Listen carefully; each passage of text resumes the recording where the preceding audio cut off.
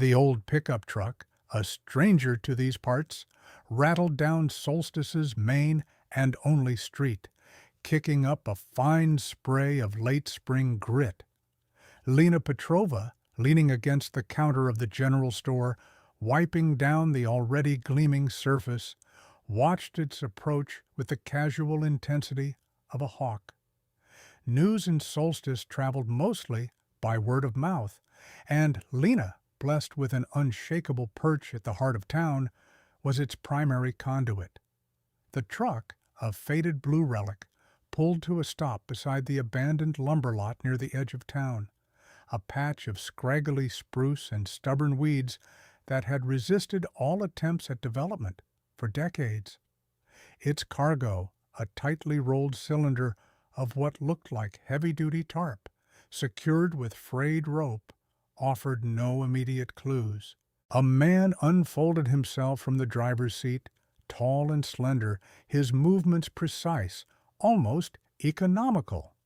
He wore a simple flannel shirt, jeans, and sturdy work boots, but it was his spectacles, perched on a slightly aquiline nose, and the faint, almost academic air about him that set him apart from the usual trappers or prospectors who occasionally drifted through. "Well now," Lena murmured to herself, a faint smile playing on her lips. "What's this all about?" The man, Elias Thorne, didn't seem to notice Lena's hawk-like gaze or the other curious glances that now began to emerge from doorways and windows. His focus was entirely on the tarp. He circled the truck once, then twice, a thoughtful frown creasing his brow. The air, crisp and carrying the scent of pine and melting snow, seemed to hum with his quiet concentration. He wasn't rushing, wasn't hurrying. Every movement was deliberate, as if following an internal blueprint only he could see. Clara Volkova, helping her father stack firewood behind their cabin a few blocks away, paused, axe halfway through a log. The sound of the unfamiliar engine had drawn her attention, and now the sight of the lone figure by the lumber lot held it. She couldn't make out details from this distance, but the sheer singularity of his presence, a new face in a town where every face was known, was enough to pique her curiosity. Her father, Jedediah, grunted, oblivious, splitting another log with a practiced, powerful swing. Elias began to unload. The tarp, when finally unrolled, was a surprisingly uniform, almost luminous silver. It wasn't canvas or plastic or anything Lena had ever seen before. It seemed to shimmer faintly under the diffuse Alaskan light, reflecting the muted sky like a quiet mirror. Beneath it, nestled in the truck bed, were bundles of what looked like flexible metal tubing, lightweight but strong. No lumber, no shingles, no traditional building materials whatsoever. A slow ripple of whispered speculation began to spread. Jedediah, now wiping sweat from his brow, straightened up. "What in tarnation is that fool doing now?" he rumbled, his voice thick with suspicion. He squinted at the silver expanse spread out on the ground. "Looks like he's trying to catch the sun with a bedsheet." Lena, ever the pragmatist, was already formulating theories. "Maybe some kind of fancy greenhouse?" she ventured aloud, to no one in particular, though her husband, Nikolai, grunted from the back room, polishing fishing lures. "But what's with the metal sticks?" Elias, oblivious to the growing scrutiny, was now meticulously laying out a series of wooden stakes, connected by lengths of brightly colored twine. He moved with the precision of a surveyor, his head often tilted, as if calculating angles in the air. He wasn't marking off a cabin footprint or a shed. The shape he was outlining was distinctly curved, almost like a massive flattened half-moon. "He ain't building no cabin," Jedediah declared, spitting a stream of tobacco juice into the snow. His voice carried a note of disdain. "Looks like he's trying to build a giant tent." Jedediah took immense pride in his own craftsmanship, his hands having shaped many of Solstice's sturdy log homes. This man's materials, his methods, were an affront to everything Jedediah understood about dwelling. Clara, however, felt a different kind of pull. The shape was unusual, intriguing. She'd always been fascinated by new ideas, even if Solstice often preferred the old ones. She watched Elias meticulously adjust a stake, then step back, nodding to himself with a look of quiet satisfaction.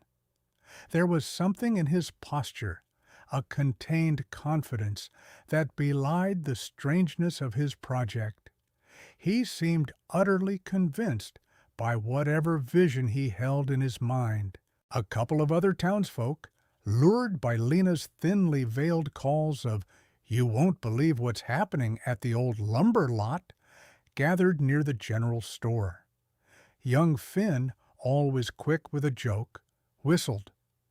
"Looks like we got ourselves an alien visitor come to build his spaceship." A few chuckles followed, but they were nervous, uncertain chuckles. Elias, however, paid them no mind. He was now unfurling a blueprint on the hood of his truck, a complex diagram filled with arrows and measurements. He traced a line with a finger, then looked up at the skeletal frame he was beginning to assemble. The metal tubing, when connected, formed graceful, arched ribs. He worked methodically, attaching sections with quick, practiced movements. The sun, finally breaking through the clouds, glinted off the silver tarp and the nascent framework, giving the scene an almost surreal quality against the backdrop of ancient spruce trees and traditional log cabins. Lena, despite her initial amusement, felt a prickle of something else. Genuine curiosity. This wasn't some fly-by-night charlatan. This man, Elias Thorne, was clearly a man with a plan, however outlandish it might seem to the residents of Solstice. His intensity, his unwavering focus, suggested a depth of conviction that Lena couldn't quite dismiss with a casual scoff. She frowned, then straightened, a new, more serious expression on her face. "Well, I'll be," she muttered. "He's really doing it." Jedediah, watching from his cabin, folded his arms, a deep scowl on his face. "He's going to make a fool of himself," he predicted, his voice laced with the certainty of a man who had seen many grand schemes come to nothing in the harsh Alaskan wilderness. But even he couldn't tear his gaze away from the strange silver structure slowly taking shape. Clara, however, felt a different kind of energy. It wasn't ridicule that stirred within her, but a quiet sense of possibility. The man, the silver tarp, the curved frame. It was all so different, so unexpected. She wondered what it would look like when finished, what it was even for. A tiny spark of excitement, a challenge to the familiar, flickered to life in her. Elias Thorne, the anomaly in Solstice, had arrived, and with him a quiet ripple of change had begun. A tarp-wrapped insult. The sun, already arcing towards the western peaks, cast long, distorted shadows across Elias Thorne's burgeoning campsite. Unperturbed by the dwindling light or the growing cluster of onlookers, Elias moved with a methodical precision that bordered on surgical. He knelt beside a stack of what appeared to be salvaged aluminum conduit, each length meticulously measured and marked. A small, portable bending machine, humming with a low, almost imperceptible thrum, transformed the straight tubes into elegant, uniform arcs. The rhythmic thunk-whir thunk of the bender was the only sound breaking the evening stillness punctuated by the occasional clang as Elias carefully laid a newly curved rib onto a growing pile. He seemed to exist in a bubble of his own making, his focus absolute. His movements were lean and economical, his academic hands surprisingly adept, manipulating tools with an engineer's practiced grace. The silver tarp, which had sparked so much curiosity, remained tightly rolled beside his truck, a promise of its eventual purpose. For now, it was the skeletal framework of his design that occupied his every waking moment.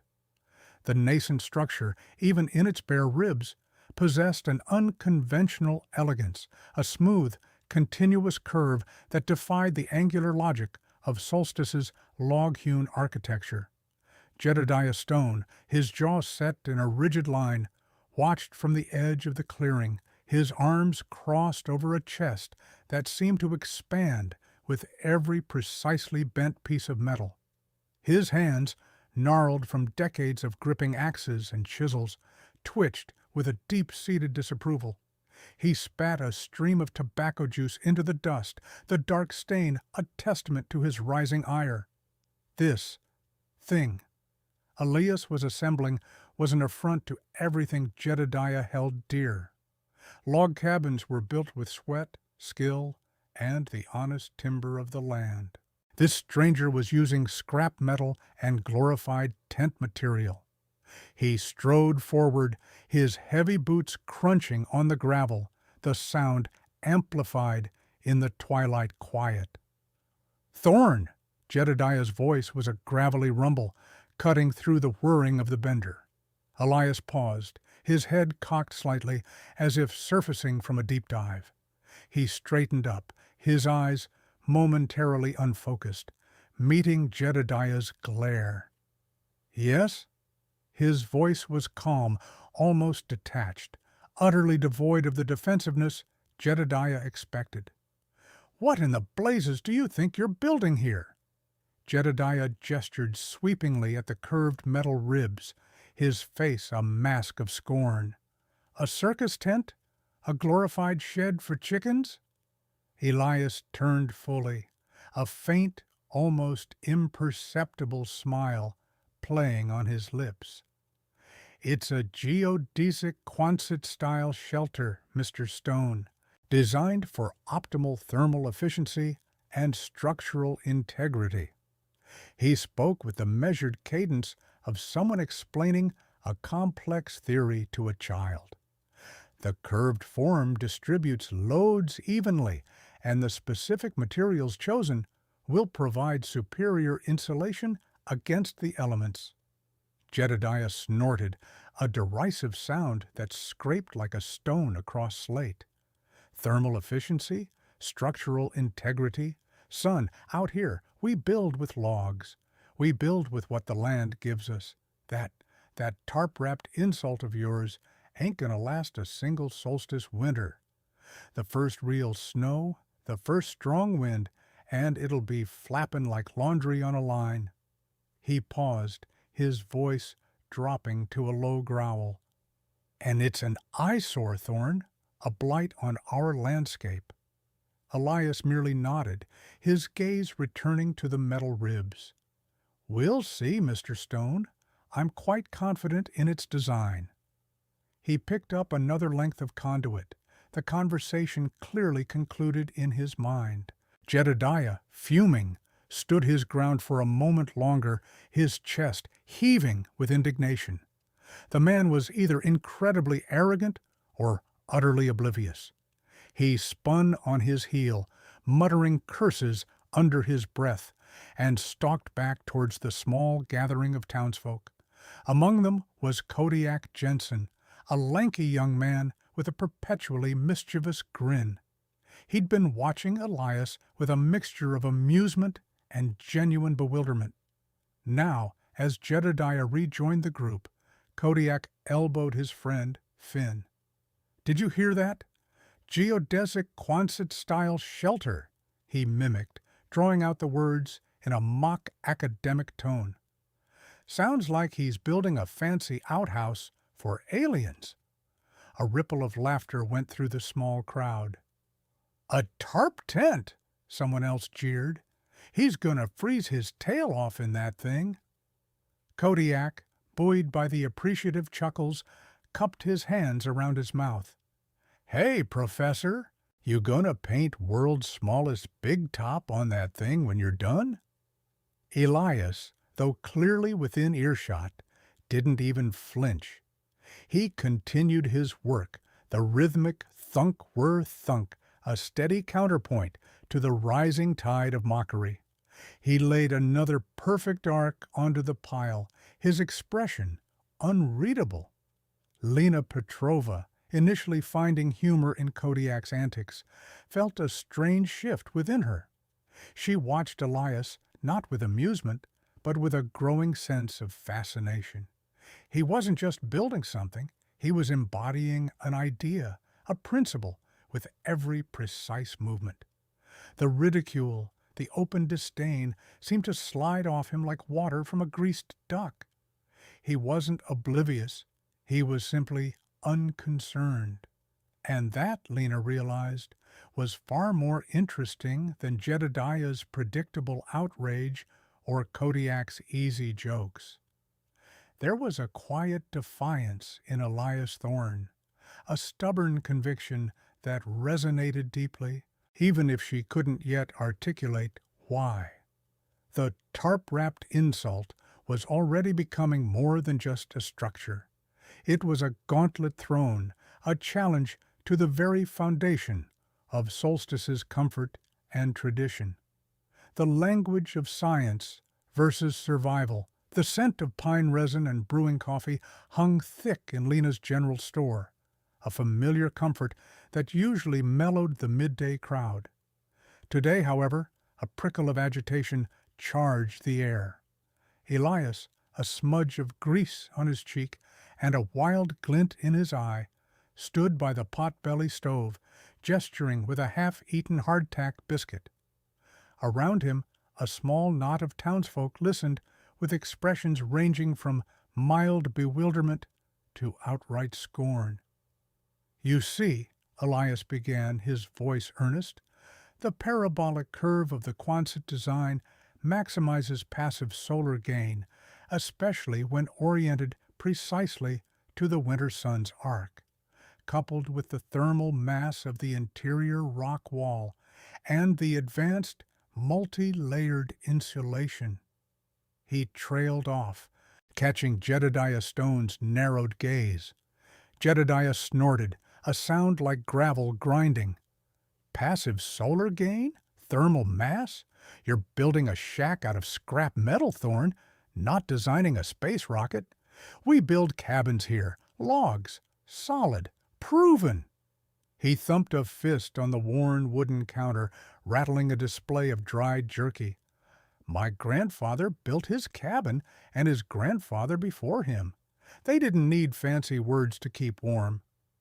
Lena leaned against a shelf stacked with canned goods, a faint smile playing on her lips. She watched Elias, a flicker of something akin to admiration in her eyes. His fervor, despite the blank stares and outright derision, was compelling.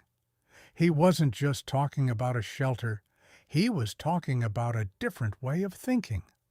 Elias, undeterred, continued. "The key is efficiency. We're not just trapping heat. We're retaining it. The air gap between the outer skin and the inner lining, combined with the reflective properties of the polished aluminum, creates a radiant barrier. It's about minimizing heat loss through conduction, convection, and radiation." He paused, hopeful. "Think of it as a giant thermos." A nervous cough rippled through the group. Kodiak Jensen, a burly trapper, scratched his grizzled beard. "A thermos, eh? So you're saying your tin can will be hot inside like a cup of tea?" Elias nodded vigorously. "Precisely. Even when it's 20 below outside, the interior will maintain a comfortable, ambient temperature with minimal supplemental heating. It's a radical departure from traditional energy-inefficient structures.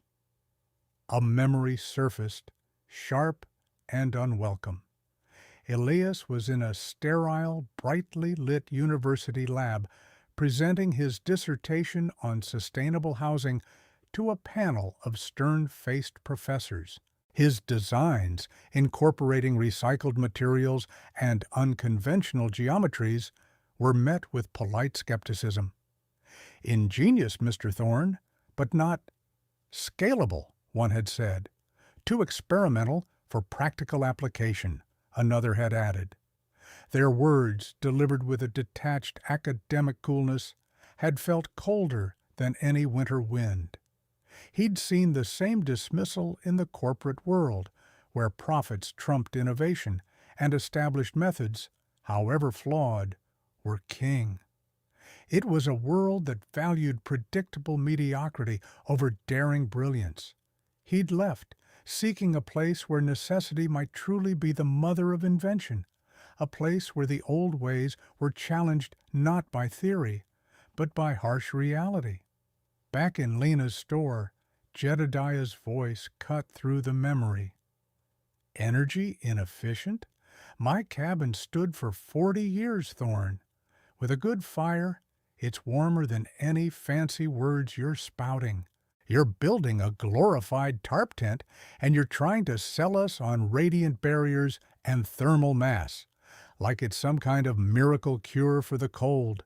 He gestured wildly. It's tin, man.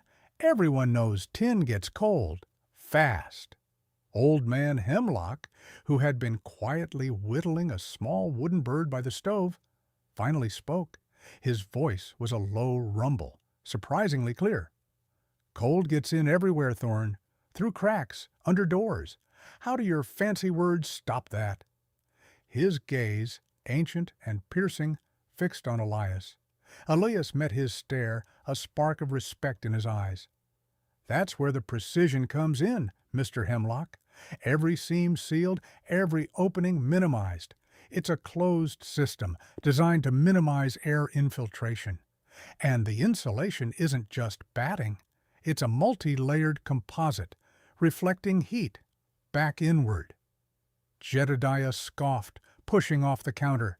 He's talking gibberish, Hemlock. Next he'll be telling us his tin can shack will fly. He turned to the others. Don't let him fool you with his university talk. A log cabin, properly chinked, with a good stone hearth, is all you need. Always has been, always will be.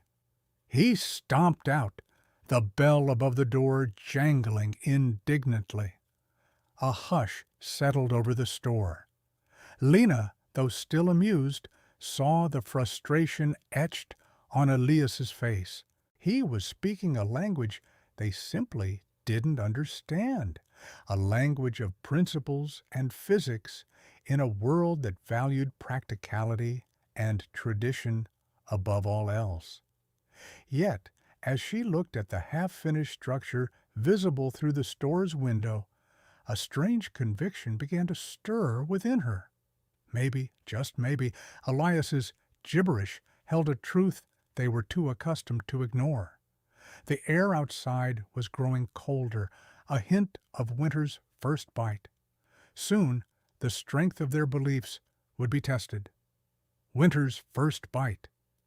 The first bite of winter wasn't a gentle nibble. It was a wolf's snap, sudden and sharp. Solstice woke to a world encased in brittle white, the kind of frost that seemed to suck the warmth from bone and timber alike. Jedediah Stone, his breath pluming like a miniature chimney, grumbled as he chopped kindling, his axe biting into the frozen wood with a dull thud. See? Told you. Nature ain't waiting for no fancy ideas. He glared in the general direction of Elias's half-finished Quonset, a low, tarp-draped hump on the edge of town, barely visible through the swirling flakes. Inside her log cabin, Lena Petrova shivered despite the roaring fire in her hearth. The familiar chill that seeped through the chinked logs was already asserting itself, a precursor to the long, miserable months ahead. She pulled her shawl tighter, a faint tremor running through her. Usually, this early cold was met with resignation, a collective sigh of, "Here we go again." But this year a different undercurrent stirred. The memory of Elias's fervent words in her store, his hand sketching invisible angles in the air, kept returning. She pictured the glint in his eye, not of madness, but of absolute conviction. Outside, the wind began to wail, a mournful sound that carried the scent of pine and impending snow. The town's residents huddled indoors, their complaints echoing from cabin to cabin. "My toes are already numb," someone shouted from beyond Jedediah's fence. "Another winter, another fortune in firewood." Elias, oblivious to the rising chorus of discontent, worked with a singular focus that bordered on trance-like. His hands, calloused but nimble, moved with practiced efficiency, sealing the last taut layers of the high-density polyethylene tarp. He smoothed out wrinkles, his breath fogging in the frigid air, then meticulously taped every seam with industrial-grade sealant, the sticky substance clinging to his gloves. Each strip was applied with an almost surgical precision, ensuring an airtight barrier against the encroaching cold. He wasn't just building a shelter, he was crafting a fortress against the elements, a testament to principles others dismissed as folly. The wind tugged at the edges of the tarp, making it billow and snap like a distant sail, but Elias remained unperturbed. He moved with a quiet, unyielding determination, his movements economical, his gaze unwavering. He had spent weeks preparing, his mind a labyrinth of calculations and material properties, and now it was all coming to fruition. He secured the final sections, tightening the last of the anchoring straps, his muscles aching, but his spirit undiminished. Next, he turned his attention inward. From a crate near the entrance, he carefully lifted a small, highly efficient wood stove, its cast-iron surface still gleaming from its factory finish. It was compact, designed for minimal fuel consumption, a stark contrast to the hungry, gaping mouths of the traditional cabin fireplaces. He positioned it on a stone slab, then began to assemble the flue pipe, guiding each section with a gentle twist and click, ensuring a perfect seal. This stove wasn't meant to be the primary heat source, but a backup, a quiet admission of the unpredictable nature of solstice winters, even for the most meticulously designed structures. It was a contingency, a final layer of insurance for his radical experiment. Clara Volkova, bundled in a thick wool cloak, watched him from the edge of the general store's porch. The wind whipped strands of hair across her face, stinging her cheeks, but she didn't retreat. She had heard the whispers, the dismissive snorts, the pitying headshakes directed at Elias's tin can. She'd even felt a pang of it herself, seeing him toil alone, a solitary figure against the vast, indifferent landscape. But as she watched him now, a different feeling stirred. It wasn't pity. It was curiosity, sharp and insistent. His movements were too deliberate, too confident for a madman. There was an almost artistic quality to the way he handled the materials, a respect for their properties. The tarp, which had seemed so flimsy, now appeared taut and resilient, a skin stretched over a bone structure of surprising strength. The small stove, a mere speck in the vastness of the Quonset, suggested a quiet self-sufficiency.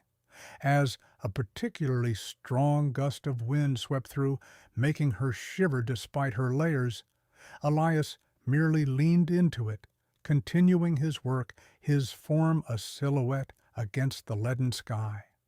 He didn't look up, didn't acknowledge her presence, or Jedediah's distant grumbling.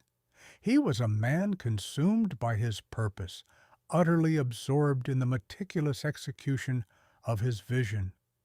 Clara found herself wondering, for the first time, if perhaps everyone else was missing something, a flicker of possibility, a spark of excitement for something new, ignited within her, warming her more effectively than the struggling fire in her own cabin hearth. The cold was real, undeniable, but so was the quiet defiance of the man in the tarp-wrapped hut. The blizzard and the beacon. The wind howled its ancient song, a mournful dirge that rattled the very foundations of solstice. Snow, driven by a gale that felt ripped from the heart of the Arctic, piled against windows, turning the world outside into a swirling vortex of white. Inside Jedediah Stone's cabin, the air was sharp with the scent of damp wool and pine smoke. Despite the roaring fire in the hearth, a pervasive chill clung to the corners of the room, creeping under rugs and seeping into bones. "Another damn blizzard," Jedediah grumbled, rubbing his gloved hands together before tossing another log onto the embers. "And the fuel costs ain't getting any lower. That fool Thorne will be frozen solid by morning, I reckon." Serve him right, building that tin can. Across town, Kodiak Cody Jensen shivered, even wrapped in 2 heavy blankets. His cabin, usually a boisterous hub, was subdued, the cold silencing even his usual ebullience. He stared out a frost-rimmed window at the blur of white, his initial amusement at Elias's tarp tent replaced by a grudging, if unvoiced, concern. No one could survive this in a glorified tarp, he thought, pulling the blanket tighter, a knot of unease tightening in his stomach. The thought, however, was quickly dismissed. Elias was an outsider, and outsiders often made poor decisions. Clara Volkova, however, felt a different kind of unease. From the relative warmth of her general store, she watched the blizzard's fury, the wind buffeting the sturdy building. Her initial pity for Elias had morphed into something more complex, spurred by his quiet, almost defiant precision. She had seen the care he took, the meticulous sealing, the deliberate placement of every tarp and panel. It wasn't the work of a madman. It was the work of someone who knew exactly what they were doing, even if no one else understood it. A pang of guilt tightened in her chest. No one had offered him so much as a cup of coffee since he arrived. He was alone, weathering this storm in a structure the town had ridiculed. With a decisive nod, Clara began to prepare. She poured steaming stew into a sturdy thermos and wrapped a thick slice of cornbread in foil. Her breath plumed in the cold air as she layered on her warmest coat, scarf, and mitts. "Where are you going, Clara?" her younger brother called from the back, his voice muffled by the storm's roar. "To check on Elias Thorne," she shouted back, pulling a knitted cap low over her ears. "He'll be hungry." The instant she stepped outside, the blizzard snatched at her, a physical force that nearly tore the thermos from her grip. Snow whipped horizontally, stinging her exposed skin like 1,000 icy needles. The world was a blinding whiteout, the familiar path to Elias's Quonset a treacherous, unseen obstacle. She leaned into the wind, each step a struggle, her boots sinking deep into fresh drifts. The cold was immediate, brutal, sucking the heat from her bones in moments. She pressed on, driven by a mixture of compassion and a burgeoning, almost desperate curiosity. After what felt like an eternity, a dim, almost imperceptible outline emerged from the swirling snow, the humped back of Elias's Quonset. It looked impossibly fragile, a ghost in the storm, draped in its patchwork of tarps and repurposed materials. Clara expected to find it buckling, perhaps even collapsed, certainly radiating the same bone-deep chill that permeated every other building in Solstice. But as she fought her way closer, a strange sensation prickled her gloved hand. A faint warmth, impossibly, seemed to radiate from the structure. It was subtle at first, almost imperceptible against the onslaught of the blizzard, like a barely whispered secret in the roar of the wind.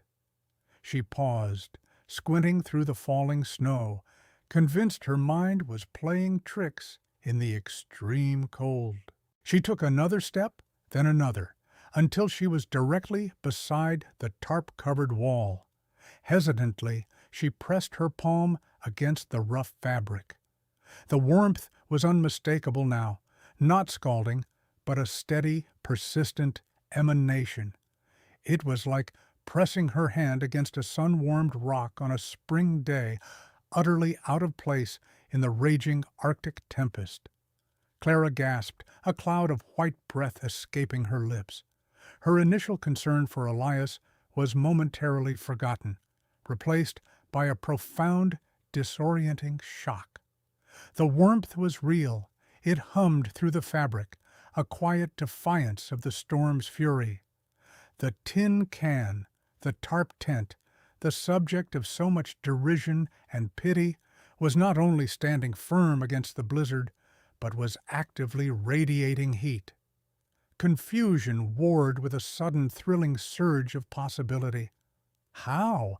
How could such a flimsy-looking structure, built by an outsider with scavenged materials, hold back the merciless cold of Solstice's most brutal blizzard?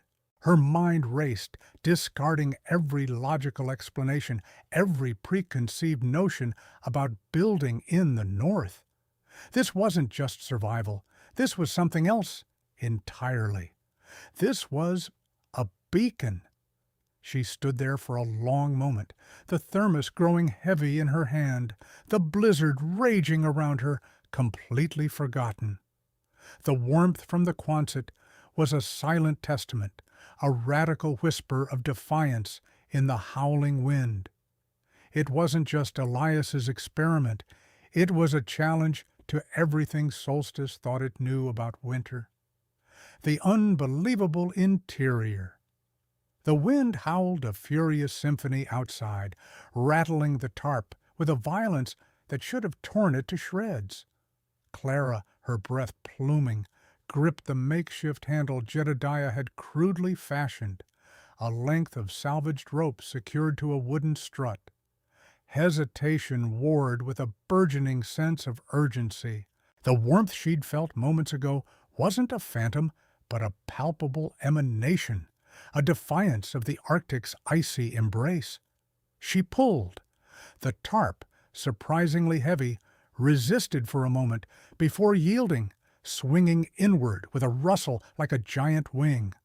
A gust of superheated air, thick with the faint scent of pine and something metallic, enveloped her, chasing away the blizzard's chill in an instant.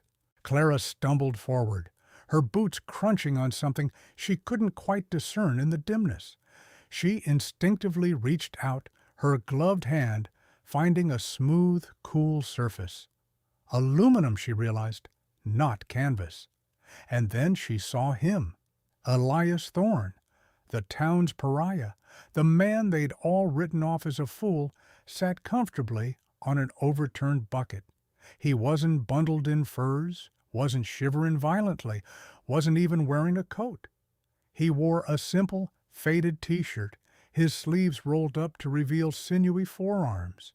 A pair of wire-rimmed spectacles perched on his nose, and he was meticulously soldering a connection on what looked like a small, intricate circuit board.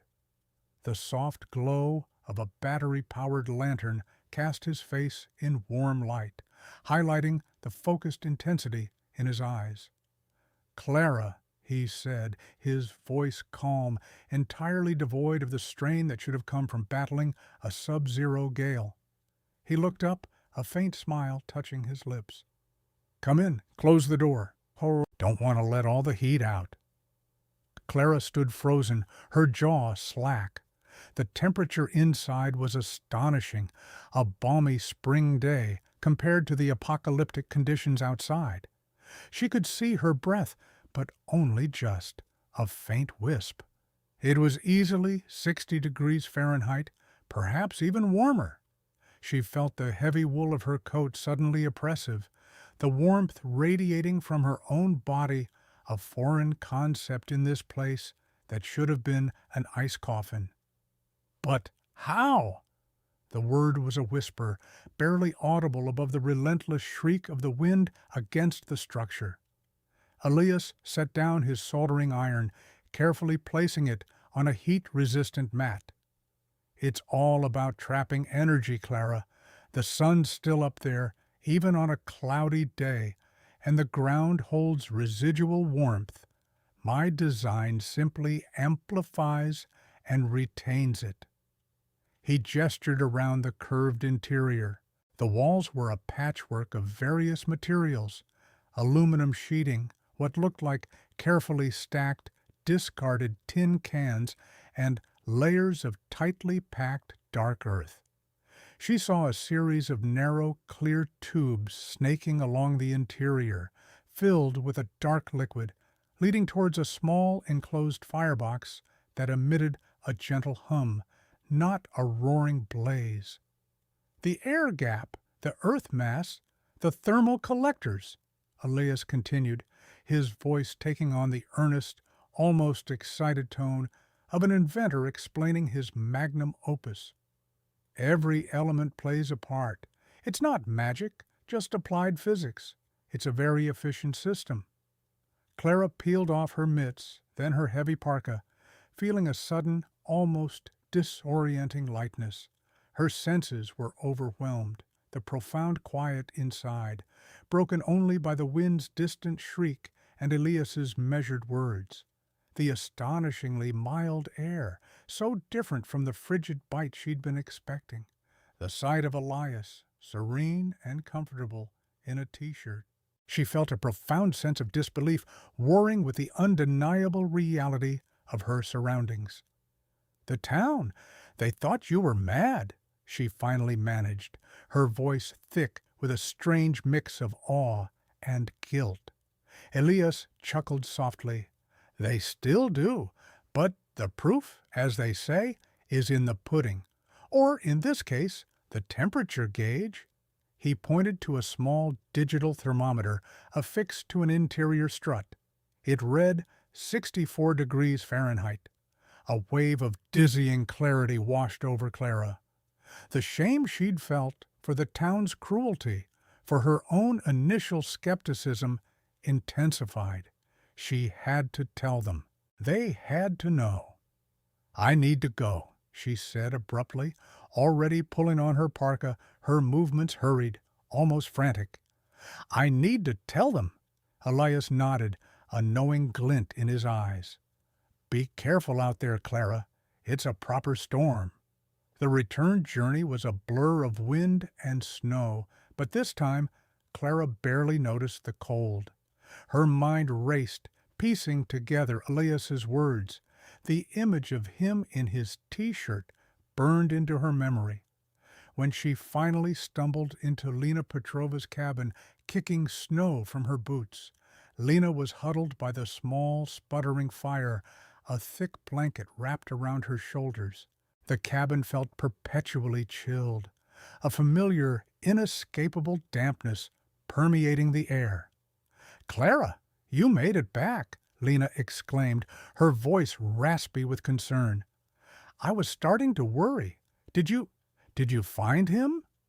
Clara peeled off her soaked mittens, her fingers still tingling from the residual warmth of Elias's shelter.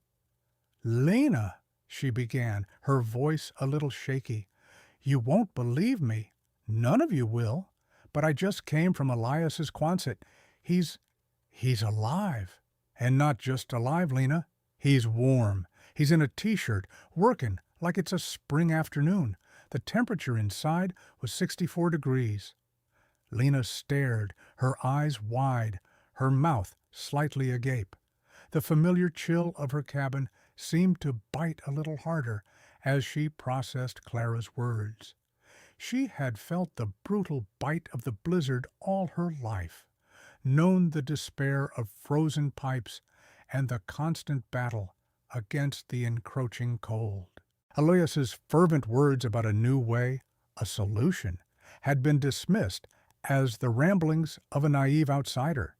But now Clara, practical, no-nonsense Clara, was describing something impossible. 64 degrees? Lena finally whispered, the disbelief warring with a spark of something new, a flicker of hope, or perhaps desperate curiosity. Clara nodded emphatically, her breath still catching in her throat. I swear it. He explained it all, the thermal mass, the collectors, the air gaps. It's not crazy, Lena. It's genius. We were all wrong about him, all of us.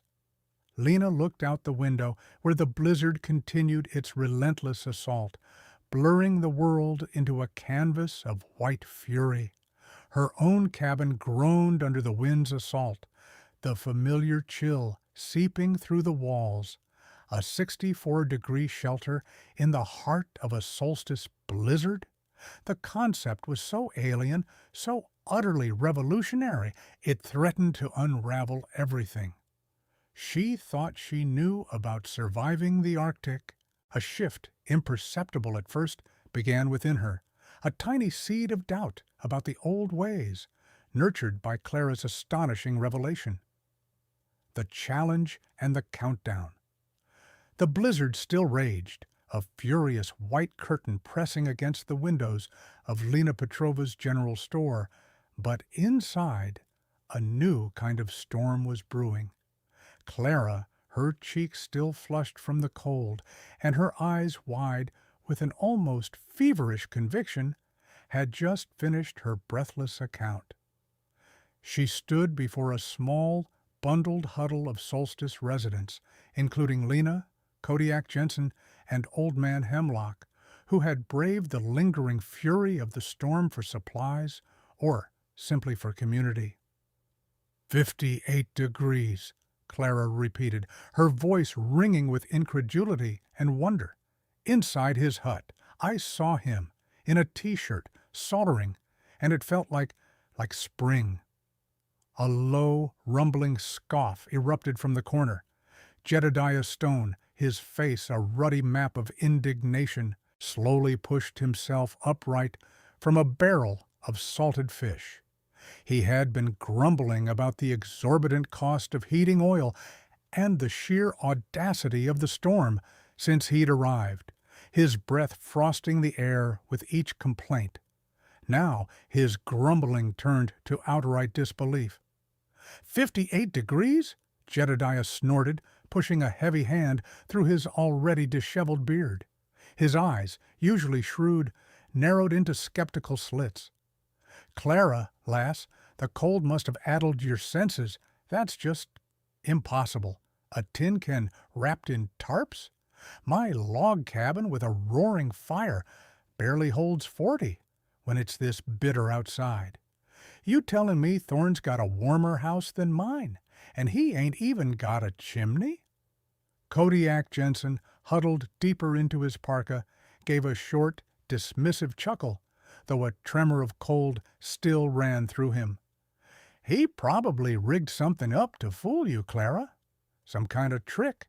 That Thorne fella is an odd one, always messing with wires and shiny bits. Cody, despite his outward amusement, couldn't shake the memory of his own numb fingers. The idea of anyone being warm right now felt like a cruel joke. Clara bristled, her earlier awe now tinged with frustration. It wasn't a trick. There was no stove, no fire, just those pipes, and that strange liquid moving through them. It was real. I felt it. Old Man Hemlock, who had been listening with a quiet intensity, cleared his throat. His gaze was fixed on some distant point, as if recalling an old memory. 58 degrees, you say, Clara? And outside, it's, what, -20? That's a gain of nearly 80 degrees. An impressive feat, if true. But the heat loss, the sheer surface area of that metal shell, it defies basic physics, doesn't it? He rubbed his chin thoughtfully, his skepticism laced with a genuine, if traditional, scientific curiosity. Jedediah slammed his hand on the barrel, making the salted fish slosh. Defies physics? It defies common sense. He's trying to make fools of us all. Probably had a hidden heater running, Clara, just to impress you. Or maybe he just cranked up a propane torch for a minute when you walked in. The man's a charlatan, I tell you. Clara's face hardened. He was soldering. He wasn't expecting me, and it was a constant, comfortable warmth, not a sudden blast. All right then, Jedediah declared, his voice rising, cutting through the murmurs. He turned to the door, a sudden resolve hardening his features. If this madman truly thinks he's built a warmer home than Solstice's finest, then let's prove it.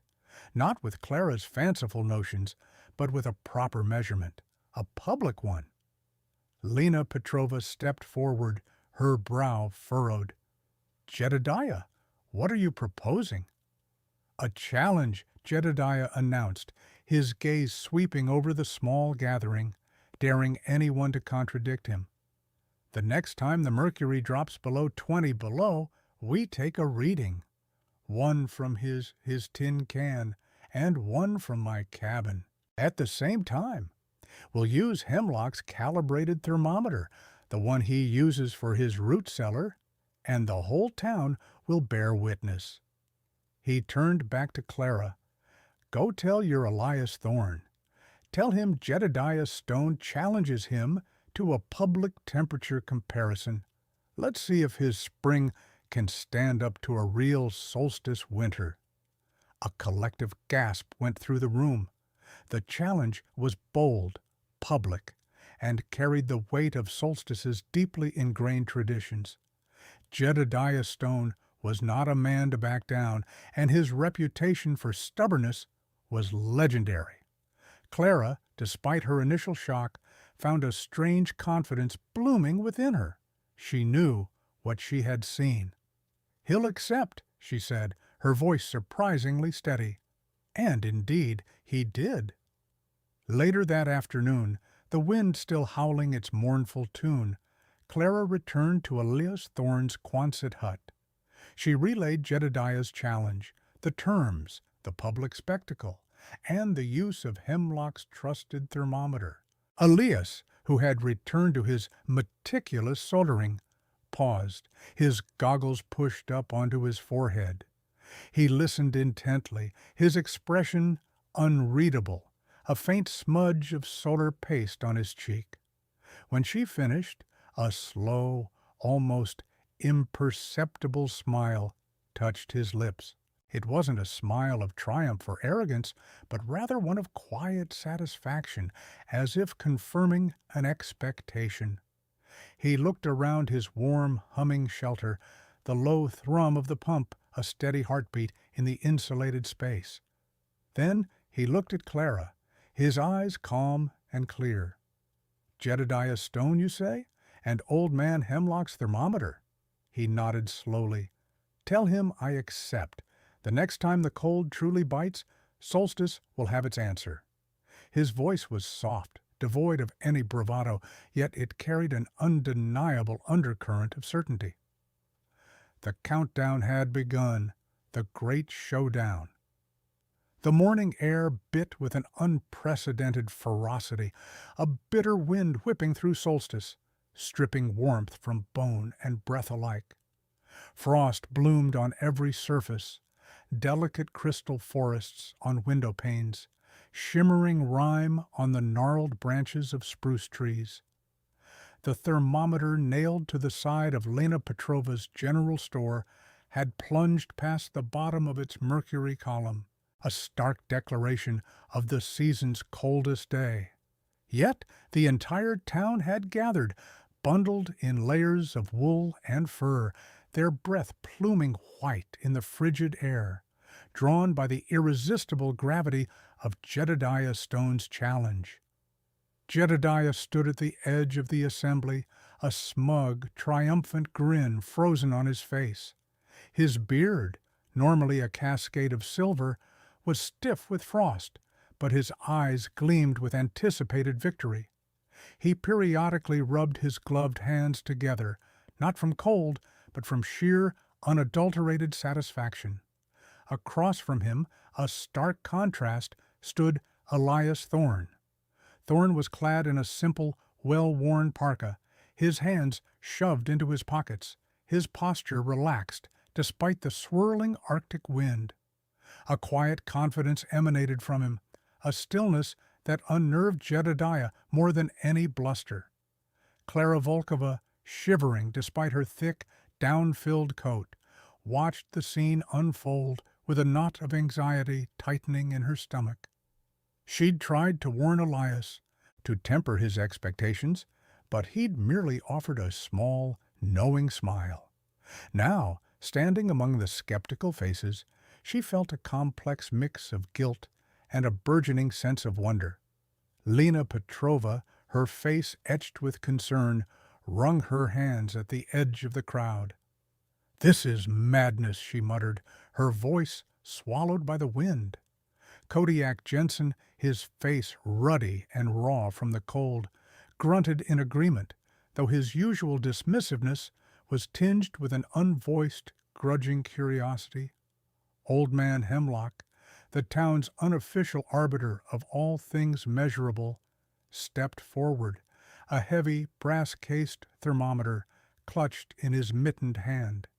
His bushy eyebrows, white with frost, were furrowed in concentration. He approached Jedediah's sturdy log cabin, its windows dark and opaque with ice, a plume of wood smoke curling listlessly from its chimney. The cabin, a testament to generations of Solstice's building traditions, looked formidable, yet even its thick timbers seemed to hum with the pervasive chill. Hemlock paused at Jedediah's cabin door, tugged it open, and slipped inside, the frigid air rushing in after him. A collective shiver rippled through the crowd. The door clicked shut, plunging the cabin's interior back into its icy solitude. A tense silence descended, broken only by the mournful howl of the wind and the rhythmic crunch of feet shifting in the snow. Minutes stretched into an eternity. Jedediah puffed out his chest, his gaze sweeping over the shivering townsfolk, a silent affirmation of his impending triumph. Finally, the cabin door creaked open again.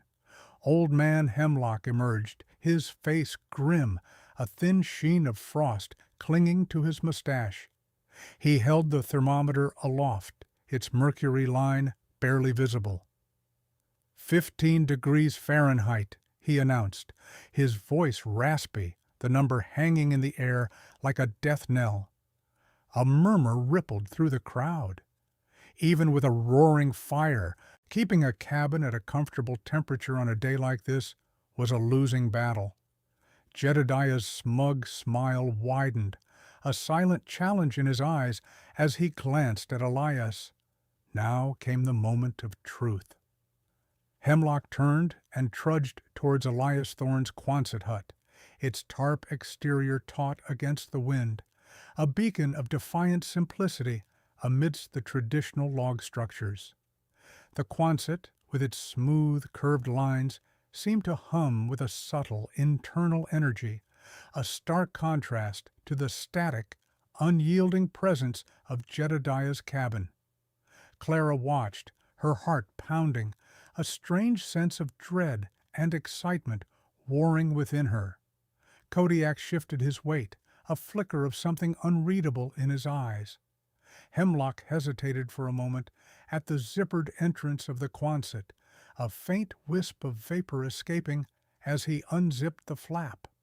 He paused as if sensing a profound difference, then ducked inside. The tarp rustled, then settled back into place, sealing the mystery within. The silence that followed was even more profound than before, thick with anticipation. The wind seemed to hold its breath. Every eye was fixed on the unassuming, tarp-covered structure. Seconds bled into minutes. The cold gnawed at everyone, but no one moved. The air bristled with an unspoken question, a collective doubt that seemed to materialize as icy fog. Jedediah's triumphant expression had begun to waver, a flicker of unease crossing his face. Then the zipper whirred, and Old Man Hemlock reappeared.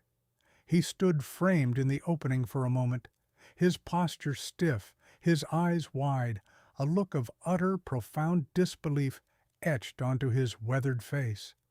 He didn't immediately speak, merely stared out at the assembled townspeople, his gaze unseeing, as if he'd witnessed something impossible. The wind picked up, swirling snow around his feet, but he remained motionless, a living statue of astonishment. Slowly, deliberately, he raised the thermometer, his hand trembling slightly. His voice, when it came, was a stunned whisper that carried clearly over the wind, a sound of absolute wonder. 58 degrees Fahrenheit. Humbled and inspired.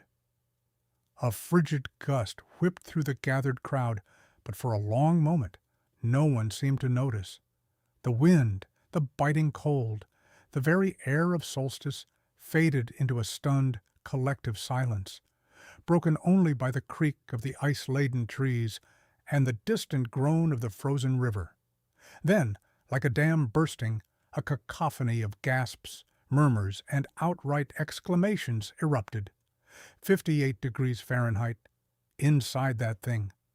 Jedediah Stone, his face a mask of purple disbelief, stared at Old Man Hemlock as if the elder had just announced the sun had risen in the west. 58? You must be mistaken, Hemlock. Recalibrate that infernal device. His voice, usually a booming declaration, was a thin, reedy squeak. Old Man Hemlock, still clutching the thermometer, merely shook his head, his eyes wide, unblinking. It's accurate, Jedediah. I checked it twice, calibrated it before I even left my porch this morning. He gestured vaguely towards Elias's structure. It's warm in there, unnaturally warm. Clara Volkova, her breath still misting in the air, felt a strange warmth bloom in her chest, a stark contrast to the shivers that had been racking her frame. The guilt she'd felt for ever doubting Elias began to recede, replaced by a profound sense of wonder. Lena Petrova, who had been wringing her hands and muttering about madness, now simply stared, her jaw slack. Kodiak Jensen, usually quick with a dismissive barb, was silent, his brow furrowed, a flicker of something unreadable in his eyes. Jedediah, refusing to accept the impossible, snatched the thermometer from Hemlock's hand. His thick fingers fumbled with the small device, his eyes scanning the mercury column as if willing it to plummet. He held it up to the pale winter light, squinted, then held it away, a low growl rumbling in his chest. The reading remained stubbornly, impossibly, at 58 degrees Fahrenheit. His triumphant smirk, so recently plastered across his face, had evaporated, replaced by a scowl of pure, unadulterated fury. He stalked towards the Quonset hut, his heavy boots crunching on the frozen snow. The flap, still stirring gently from Hemlock's exit, seemed to beckon him. He ripped it open with a frustrated grunt and disappeared inside. The crowd held its collective breath, a dozen pairs of eyes fixed on the unassuming tarp-wrapped structure. The seconds stretched into an eternity. The wind picked up, swirling snow around Jedediah's now vacant spot. Elias Thorne stood by his creation, a faint, almost imperceptible smile playing on his lips, observing the tableau with a quiet patience that further unnerved the onlookers. When Jedediah finally re-emerged, the transformation was palpable. His shoulders, usually set in an aggressive, defiant posture, were slightly slumped.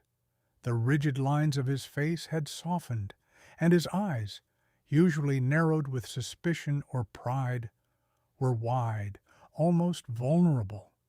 He clutched the thermometer loosely in one hand, no longer examining it, but simply holding it as if it were a fragile bird. He stood before the crowd, blinking slowly, taking in the faces of his neighbors, his friends, his rivals. He cleared his throat, a sound rough and uncharacteristic. It's true," he said, his voice barely above a whisper, yet carrying across the hushed square. "It's warm in there, warmer than my own kitchen on a good day." He paused, a deep breath shuddering through him. He looked directly at Elias, his gaze unwavering. "Thorne," he said, his voice gaining a touch of its usual resonance, but devoid of its former venom. "I was wrong. Profoundly, stubbornly, irrevocably wrong." A ripple of murmurs, this time of astonishment and respect, swept through the crowd. Jedediah Stone admitting fault? It was unheard of. This isn't just a shelter," Jedediah continued, gesturing vaguely back at the Quonset. "This is a marvel, a solution?" He shook his head slowly, a genuine, if still slightly bewildered, wonder replacing the earlier anger. "The heat? It surrounds you. You don't just feel it, you feel it." He seemed lost for words, a rare state for the town's most vocal traditionalist. Then a surprising thing happened. The townsfolk, who had gathered expecting to witness Elias's folly, began to stir. Not to mock, not to ridicule, but to approach. First it was Clara, her steps quick and purposeful. "Elias," she began, her voice tinged with both apology and excitement. How does it work? Is it the orientation? The materials?" Then Lena Petrova, her usual timidity forgotten, stepped forward. "Is it safe? Is there a risk of fire with all that insular material?" Even Kodiak Jensen, after a visible internal struggle, shuffled closer, his hands shoved deep in his pockets. Could it be built bigger? For a whole family, he mumbled, avoiding Elias's gaze, but his interest was clear. The line began to form, not of accusers, but of questioners. Their faces, once etched with skepticism and derision, were now alight with curiosity, awe, and a glimmer of hope. The biting wind still howled, but in the center of Solstice a different kind of warmth had begun to take hold. Elias, quiet and confident, began to answer their questions, one by one, his vision no longer a madman's dream, but a tangible, undeniable reality. A new solstice. The collective murmur that followed Jedediah's stunned admission soon coalesced into a torrent of eager questions. Elias, his quiet confidence now radiating with a gentle warmth that mirrored his shelter, raised a hand, a small, reassuring gesture. "It's simpler than you might think," he began, his voice calm amidst the excited chatter. "It's about understanding the sun, the earth, and how air moves. My Quonset is designed to capture and hold heat. Think of it as a thermos, but for a person. He pointed to the translucent panels. These are passive solar collectors. They let sunlight in, which warms the interior. The angled roof and curved walls create a natural convection current, drawing warmer air upwards and distributing it. And the insulation. Well, that's key. Layers of recycled materials, carefully packed to create an impenetrable barrier against the cold.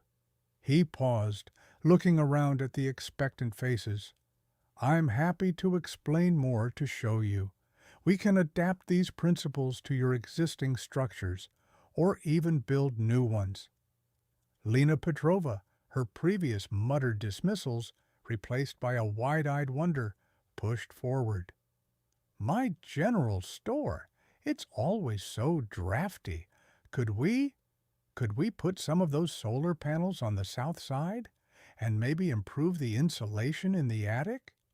Her enthusiasm was palpable, a stark contrast to her earlier skepticism.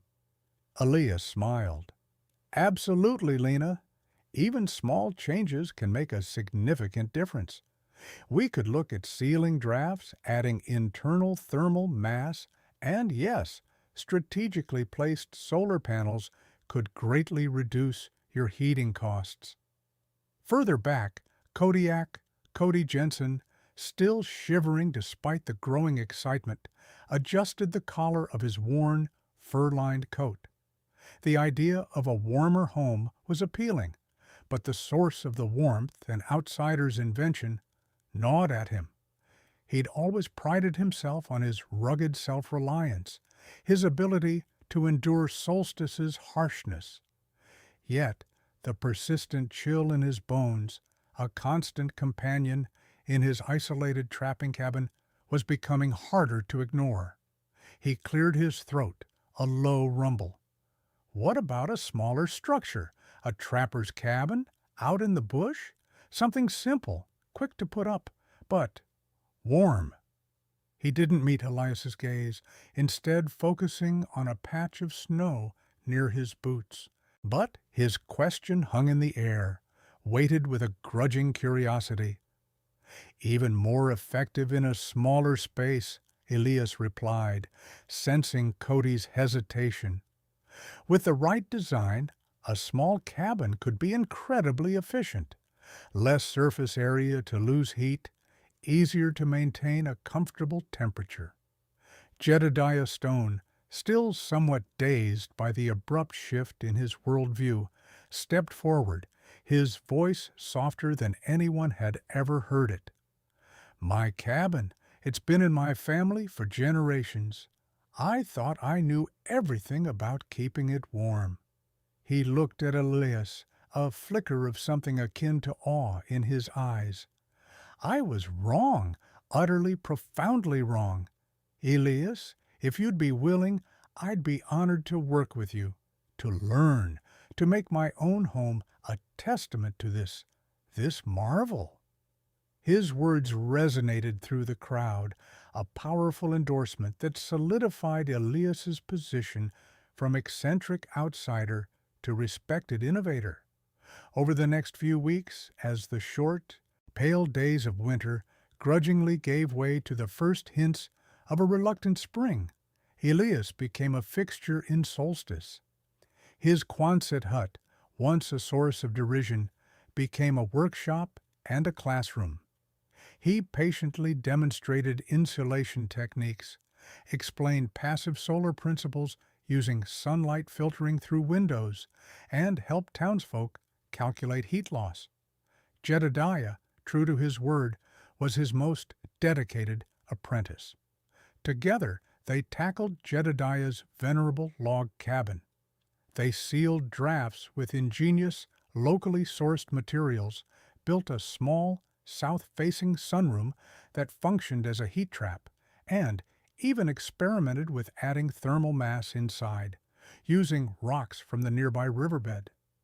Lena's general store saw new translucent panels installed on its south wall, and a surprisingly effective reflective insulation added to its ceiling.